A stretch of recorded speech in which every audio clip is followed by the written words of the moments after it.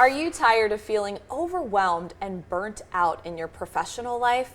Joining us now to share her unique perspective on empowering professionals is Dr. Tomi Mitchell, the CEO of Holistic Wellness Strategy. Good morning, Dr. Tomi. Good morning. How are you today? I'm doing wonderful. I got to tell you, I told you off camera, but I am really excited for this conversation this morning because I think, being disconnected to your passion and creating this burnout essentially happens to a lot of us. Yes. So I'm really excited to get into it. So what are the signs of burnout, and kind of walk us through that process of what you experience people going through when they get to that point? Yeah, so burnout process can be unique depending on each individual, but general common signs are disinterest, loss of motivation, Yes. Just feeling disconnected, being frustrated, just cynicism. Mm-hmm. And there are other things that can show, but definitely it's a disconnect, just feeling like, okay, I'm exhausted, I'm worn out. Yeah. What's next? Now, have you experienced people even feeling that, like, let's say it's something even that they are really passionate about and they still feel that burnout? I mean, you would think, okay, well, I'm really passionate about this. Why am I going through this right now? 100%, and I'm a living example of that.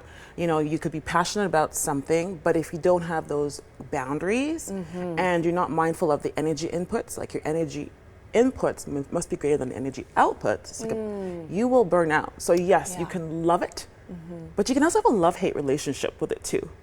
Interesting, right? So, yeah. What would you say are those key factors that kind of lead to that burnout feeling? Really good question. So if you have a lot of responsibility, a lot of weight on your shoulders, that can definitely lead to burnout. Or perhaps you work in an industry where you feel like the rug is being pulled underneath you and then things have changed, your whole world has changed. So loss of control, feeling like you can make decisions that is best for you and the corporation, organization you work for. Also personality types. The type A, perfectionism, workaholic. I don't know her. I have no idea what that is. Those things definitely can make you more prone to burnout. And the lack of supports. During the pandemic, for example, we lost our supports. Yes. You couldn't go to grandma's house. You couldn't do so many things. Daycares were closed. Burnout was real, right? Absolutely. So I think that's something that's very real to most of us because we remember. Yeah, absolutely. I completely agree with you. And so I'm interested to learn too is, once you start experiencing, let's say, those key factors, or you start feeling like, okay, and you're even able to recognize it, what are some tools and techniques we can kind of say, okay, how do we get back, or how do we regroup? How do we get to where we were? There's so many techniques out there, but I like to keep it simple. So I have this thing called the 3 E's. Whenever you look at a situation, the first thing is embrace. You have to embrace the past and you have to manage your expectations. Like, you can't change what happened, right? But you got to work with the now, okay? And look at it. The second is evaluate. As a physician and detective, we like to dig deep and find what are the causes for your burnout? What are the contributing factors? Yes. Right? Burnout is like rarely ever just one thing. It is multifactorial, but unfortunately, most people if they recognize signs, they maybe recognize one, but not the other factors. And then the other thing is to make sure that you have good supports and you have a system to help you get out of that rut. Absolutely. Now, have you experienced, and I'm sure you have, but talk to us a little bit about maybe one of the experiences you've seen where somebody has a success story, in a sense, of coming out of that burnout. Talk to us about where they were and how they got to a better place. Definitely.